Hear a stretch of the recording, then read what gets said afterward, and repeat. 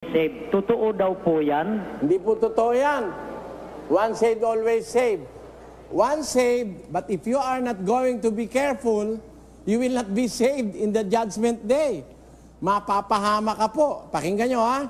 Sa 2 Korinto 13:5. Siyasatin ninyo ang inyong sarili. Kung kayo'y nangasa pananampalataya, subukin ninyo ang inyong sarili. Hindi ba ganinyo nalalaman sa ganang inyong sarili na si Hesukristo ay nasa inyo? Maliban na nga kung kayo'y itinakwil na. O tinyo, tinatakwil din ng Diyos ang tao eh. Yan, nasa kanya na si Kristo. Sumasampalataya na siya. Pero itinatakwil pa eh. Bakit? Meron po kasing dahilan para ang Diyos itakwil niya ang tao. Pag nagpabaya ka, kahit na inailigtas ka niya na sa kasalanan, inalis ka niya na sa kadiliman, nagpabaya ka, tatakwil ka niya. Pakinggan niyo ang unang Kronika 28:9. At ikaw, Salomon, na aking anak, kilalanin mo ang Diyos ng iyong ama, at paglingkuran mo siya ng sakdal na puso at ng kusang pag-iisip, sapagkat sinasaliksik ng Panginoon ang lahat na puso at naaalaman ng lahat na akala ng pag-iisip.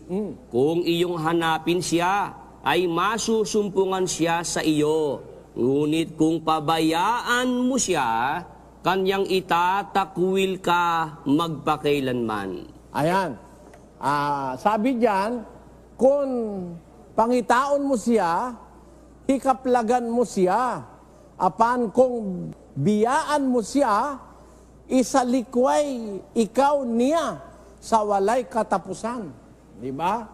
Itatakwil ka rin niya pagka ikaw ay pababayaan mo ang Diyos. Kaya dapat, once you are saved from the power of darkness, and once you have known the righteousness of our Lord, mag-iingat ka. Pag hindi ka nag-iingat, mahihiwalay ka rin.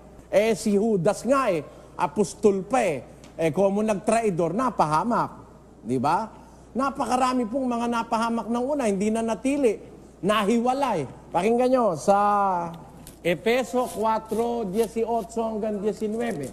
Na sa kadiliman ng kanilang pag-iisip ay nangahiwalay sa buhay ng Diyos dahil sa kahangalang nasa kanila, dahil sa pagmamatigas ng kanilang puso. Yun, sabi ng Biblia, sa kadiliman ng kanilang pag-iisip, nahiwalay sila. Dating kasama ng Diyos yan, nahiwalay sila sa Diyos.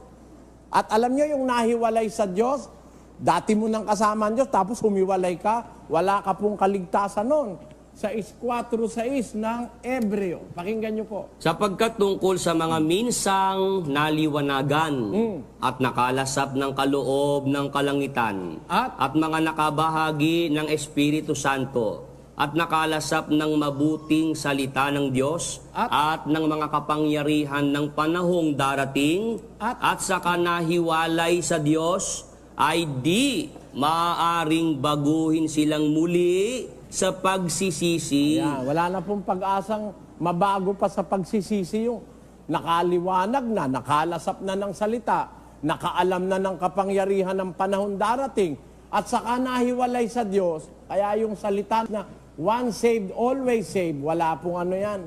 Walang batayan sa Biblia yan. Mali pong aral yan, kapatid.